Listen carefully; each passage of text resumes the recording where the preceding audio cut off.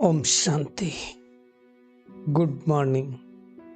साकार मुरली 20 नवंबर 2021। बाबा का मीठा मीठा पत्र हम मीठे मीठे बच्चों के मीठे मंथन के लिए।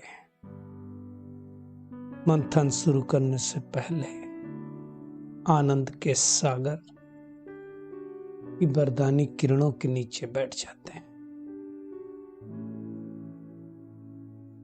और महसूस करें आनंद के सागर से आनंद स्वरूप किरणें बरस रही हैं मेरे ऊपर और मैं आत्मा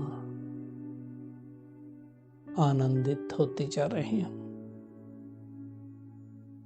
मीठे बाबा ने कहा, मीठे बच्चे, सबको एक बाप का ही परिचय दो, क्योंकि गॉड इज वन, एक ही है ना वो, तो उनका परिचय दो। और वो कैसा है? निराकार ज्योति स्वरूप है। एक बाप से लेन देन रखो, परिचय भी दो और लेन देन भी क्या करो? एक से। लेन देन का मतलब क्या है? ज्ञान का, गुणों का, खजानों का, शक्तियों का बाबा से लो। अपनी बातें, कमी, कमजोरियां सब बाबा को दो। बाप को ही अपना सच्चा पोता मेल दो।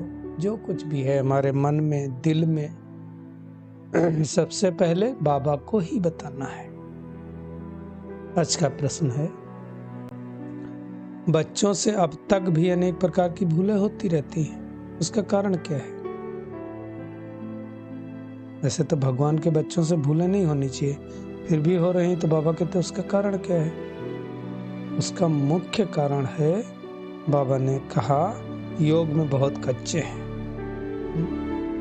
कमी सबसे बड़ी कहाँ है? योग में ही तो कमी है। बाप की याद में रहते तो कभी कोई बुरा काम हो नहीं सकता है। बाबा याद होगा तो बुरा काम हो ही नहीं। बाबा ने कहा, नाम रूप में फंसेंगे तो योग लग नहीं सकता है, तो कौन याद आएगा?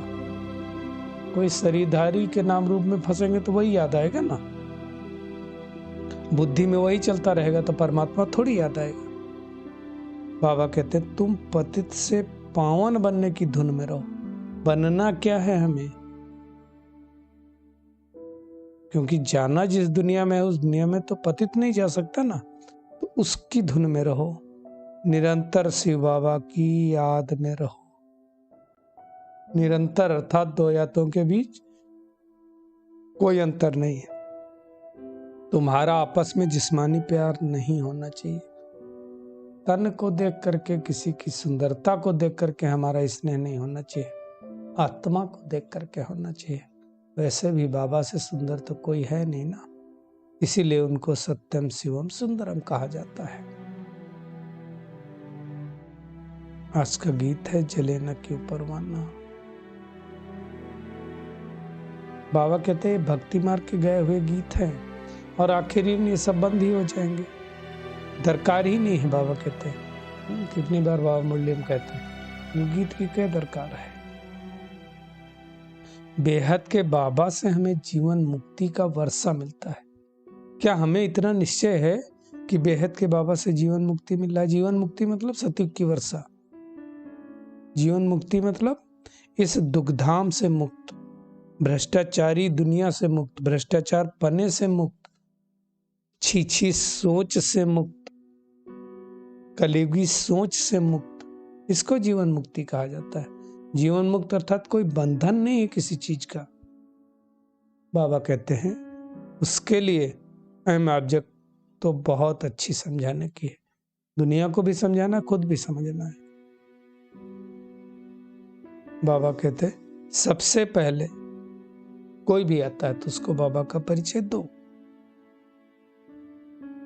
यहाँ का मेन ऑब्जेक्ट क्या है वो बताओ, है ना? उद्देश्य क्या है? दुनिया में तो कोई ऑब्जेक्ट ही नहीं होता है। यहाँ का ऑब्जेक्ट क्या है? लक्ष्य क्या है? देवी देवता बनना।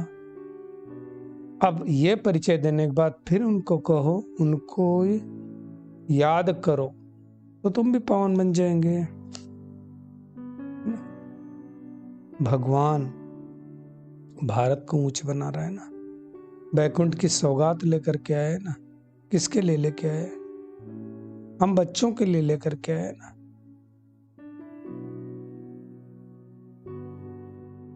जो सतयुग में ऊंचे घराने वाले थे, सूर्यवंशी घराने वाले थे, राज करते थे, किसने उनको ऐसा राज दिया था? ऊंचे ते ऊंचा हेवनली गॉडफादर ने दिया था। अब ऐसा बाप सर्वव्यापी हो सकता है क्या? समझने की बात है। वो आकर के राजयोग सिखला रहा है। राजयोग सिखला करके सारी आत्माएं हिसाब किताब चुक करके परम धाम में जाएंगी। हम आत्माएं भी परम धाम जाएंगे, लेकिन वापस सत्युग में आएंगी, बाकी आत्माएं नहीं आएंगी। बाबा कहते हैं अब पुरानी दुनिया खत्म होने वाली है। लगता है पुरानी दुनिया का विनाश होने वाला है। महसूस होना चाहिए। उसके लिए तो महाभारत लड़ाई है, और किसके लिए? अनेक धर्मों का विनाश होगा, एक सत्य धर्म की स्थापना होगी। देवी देवता धर्म चाहिए ना, सत्युग आना चाहिए ना कलयुग के बाद। कब तक ये कलयुग रहेगा? तो बाबा कहते हैं अंतिम जन्म विकार मुक्त बनो, पवित्र बनो, क्योंकि अब मृत लोक मुर्दाबाद और अमर लोक जिंदाबाद होना है। कोई नहीं रोक सकता। हम सब सच्ची सच्ची पार्वतियां हैं। अमरनाथ शिव बाबा से अमर कथा, तिजरी की कथा, कुछ भी कहो, सत्यनारायण की कथा सुन रहे हैं। बाबा कहते दुनिया में तो वैसे माताएं ज्यादा कथा सुनती हैं, तो क्या पुरुष नहीं जाएंगे अमर लोक? नहीं, दोनों ही होंगे। बाबा से तो सभी ज्ञान ले रहे हैं ना।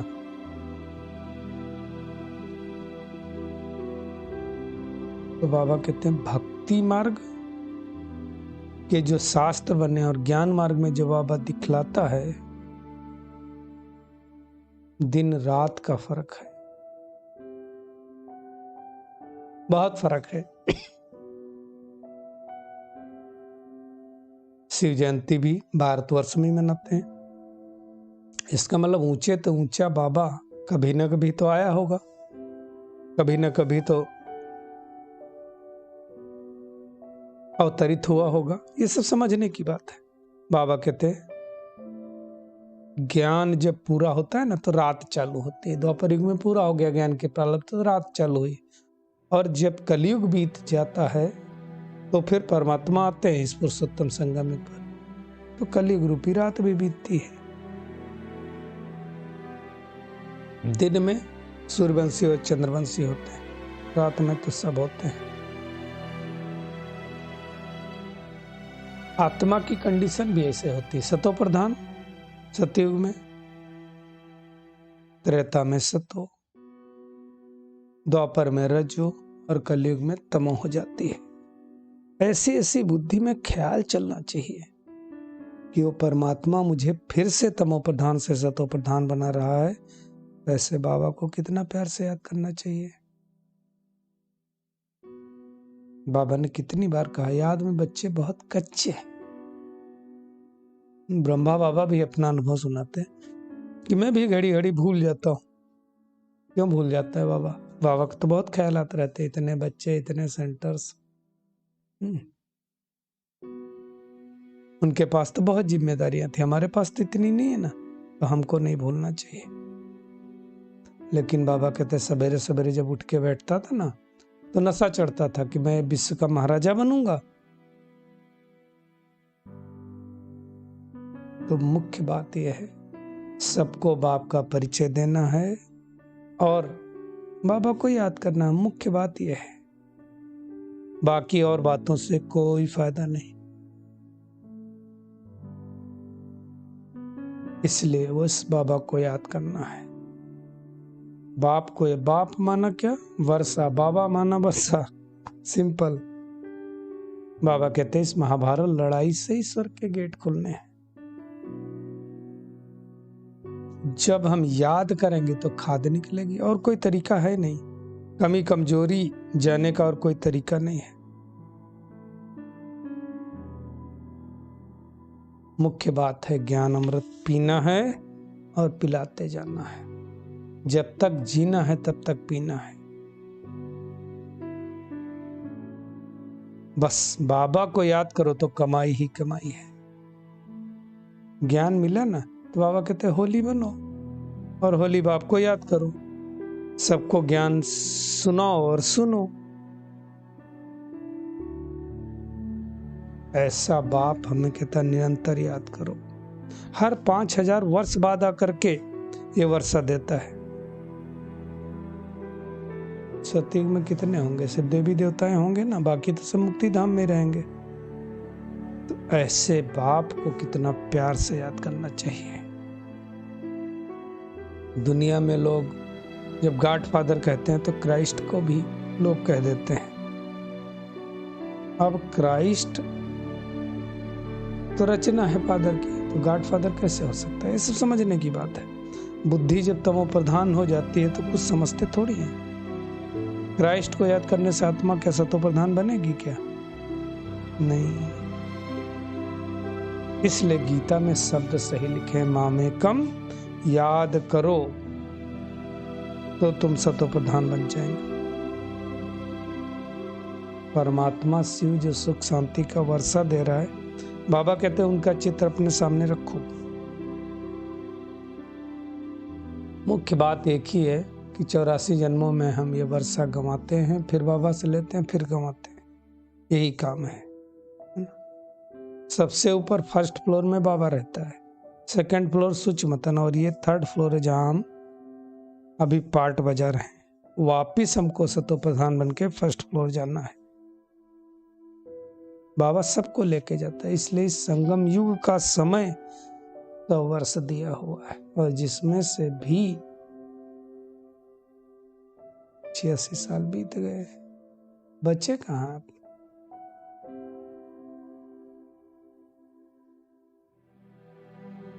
इन बातों को विचार सागर मंथन करके बाबा को बड़े प्यार से याद करना है।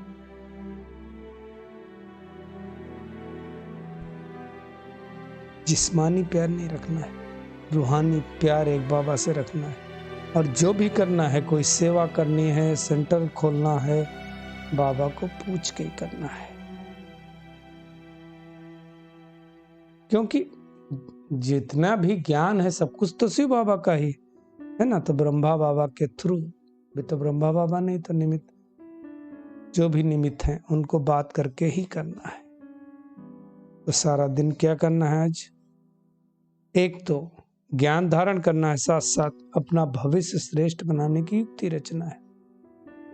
सबको बाबा का परिचय देना है और बाबा को अपना सच्चा सच्चा होता मेल देना है। किसी देहधारी को भी याद नहीं करना है। अपने भविष्य बनाने की युक्तियां रचनी है। कोई बात हो जाए, मन मुटाव हो जाए, लेकिन सर्विस कभी नहीं छोड़नी है। सवेरे सवेरे उठ करके अपने आप से बातें करनी है, मेहनत करनी है याद करने की। बाबा का खूबसूरत वरदान है, अनुभव की विल पावर द्वारा माया की पावर का सामना करने वाले अनुभवी मूर्त भव। बाबा कहते हैं सबसे पावरफुल स्टेज है अपना अनुभव। एक बार अनुभव हो गया तो फिर मानेगा नहीं कोई ना। अनुभवी आत्मा अपने अनुभव की विल पावर से माया की कोई भी पावर का, सभी बातों का, सर्व समस्याओं का सहज ही सामना कर सकती है। जिसने अनुभव किया कि परमात्मा की शक्तियों से हमने विजय प्राप्त कर ली, वो आत्मा किसी को सुनेगी नहीं। बाबा कहते हैं सभी आत्माओं को संतुष्ट भी कर देगी। सामना करने की शक्ति से सर्व को संतुष्ट करने की शक्ति अनुभव के विल पावर से प्राप्त होती है। एक बार किसी को अतीन्द्रिय सुख का अनुभव हो गया, छोड़ेगा नहीं ना। इसलिए बाबा कहते हैं हर खजाने को अनुभव में लाकर अनुभवी मूर्त बनो, है ना।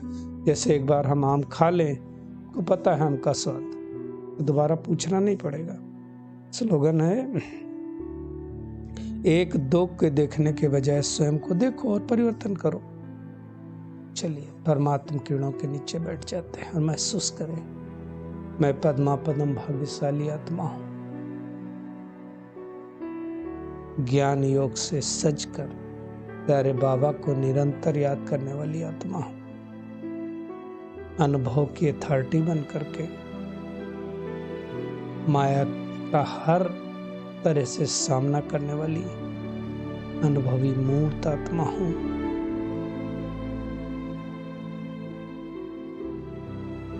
अमृत वेले बाबा से मीठी मीठी बातें करके अपने आप को सतो प्रधान बनाने वाली आत्मा हूँ।